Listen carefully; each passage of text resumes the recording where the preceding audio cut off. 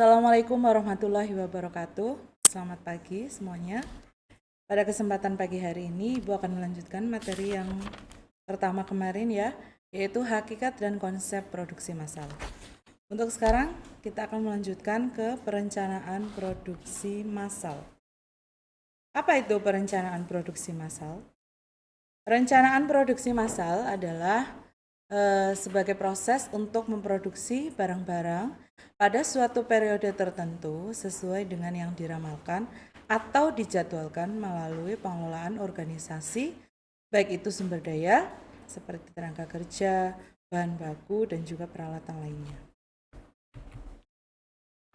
Untuk ruang lingkup perencanaan produksi menurut Sukarya Simulangga 2013, perencanaan produksi itu meliputi kegiatan berikut.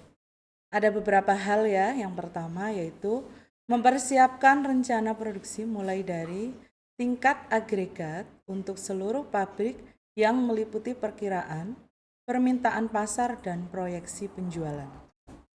Yang kedua yaitu ada membuat jadwal penyelesaian setiap produk yang diproduksi.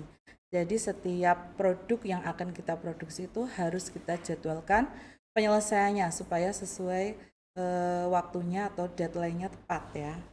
Yang ketiga yaitu merencanakan produksi sesuai dengan apa yang dibutuhkan baik itu dari luar dan juga bahan bakunya. Menjadwalkan proses operasi. Dan yang kelima, menyampaikan jadwal penyelesaiannya kepada para pemesan. Yang ketiga, tujuan dan fungsi perencanaan produksi. Untuk tujuan dari perencanaan produksi itu ada 5. Yang pertama, meminimalkan biaya dan memaksimalkan keuntungan. Yang kedua, memaksimalkan kepuasan pelanggan terhadap produk. Yang ketiga, yaitu meminimalkan adanya perubahan nilai produksi. Yang keempat, meminimalkan perubahan tenaga kerja. Dan yang kelima, memaksimalkan perlengkapan dan juga inventaris pabrik. Untuk fungsi perencanaan produksi, itu ada beberapa hal yang perlu diperhatikan. Yang pertama, kita harus menjamin bahwa rencana produksi barang maupun penjualan barang itu harus sesuai dengan planning. Yang kedua, mengukur kapasitas produksi yang konsisten terhadap rencana produksi. Yang ketiga, alat untuk memonitor hasil produksi. Unsur dalam perencanaan produksi itu ada 5. Yang pertama, kita harus menentukan tujuan dari produksi itu. Yang kedua, pengukuran dan juga adanya standar produksi yang akan kita gunakan.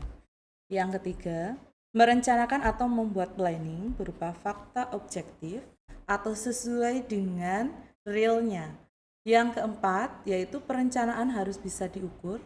Dan yang kelima, tahap awal dari pelaksanaan produksi. Untuk jenis-jenis perencanaan produksi itu ada 3.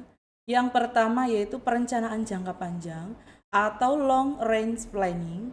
Yang kedua, perencanaan jangka panjang, menengah atau medium range planning. Dan yang ketiga, jangka pendek atau short range planning. Untuk perencanaan jangka panjang atau long range planning yaitu lebih dari 1 tahun, bahkan bisa mencapai hingga 5 tahun. Yang kedua yaitu perencanaan jangka menengah atau medium range planning. Itu biasanya berkisar produksinya selama 2-3 tahun mendatang. Dan yang terakhir yaitu perencanaan jangka pendek atau short range planning, yaitu perencanaan jangka pendek biasanya dilakukan dalam jangka waktu 1 tahun atau kurang dari 1 tahun. Yang keenam, ada faktor yang berpengaruh dalam perencanaan produksi, yaitu baik dari faktor internal dan juga faktor eksternal. Untuk faktor internal, yaitu berarti faktor yang berasal dari dalam, yaitu ada 3 hal. Yang pertama, kapasitas mesin dan peralatan. produktivitas tenaga kerjanya atau SDM-nya. Yang ketiga yaitu kemampuan pengadaan dan penyediaan. Kemudian ada faktor eksternal, itu juga ada 3 hal. Yang pertama, adanya kebijakan pemerintah, terjadinya inflasi, dan juga adanya bencana alam. Yang ketujuh, langkah-langkah perencanaan produksi. Untuk langkah-langkah perencanaan produksi, itu ada yang pertama penelitian dan pengembangan produk, kemudian mencari gagasan dan seleksi produk, menetapkan skala produksi. Untuk penelitian dan pengembangan produk itu ada 2 hal, yaitu penelitian proses produk dan juga penelitian produk. Yang kedua, mencari gagasan dan seleksi produk itu ada 5. Yang pertama, kita harus mencari gagasan terlebih dahulu, kemudian menyeleksi produk.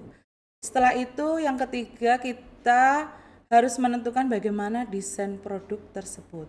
Yang keempat, dilakukan pengujian. Dan yang kelima, yaitu desain akhir. Menetapkan skala produksi ada 6 hal yang perlu ditetapkan, yaitu penetapan kuantitas produk, menetapkan waktu yang akan kita lakukan dalam kegiatan produksi, menghitung keperluan biaya, penetapan jumlah tenaga kerja, kemudian menetapkan peralatan yang akan digunakan, dan juga penetapan persediaan bahan baku. Dan yang terakhir yaitu tahapan dalam proses skala produksi itu ada 4. Yang pertama yaitu routing, yang kedua scheduling, yang ketiga dispatching, dan yang keempat follow up.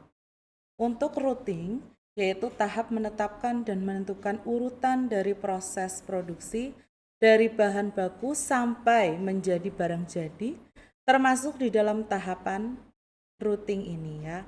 Untuk yang scheduling berarti kita harus menentukan jadwal kapan kegiatan itu akan dilaksanakan atau kegiatan produksi akan dilaksanakan.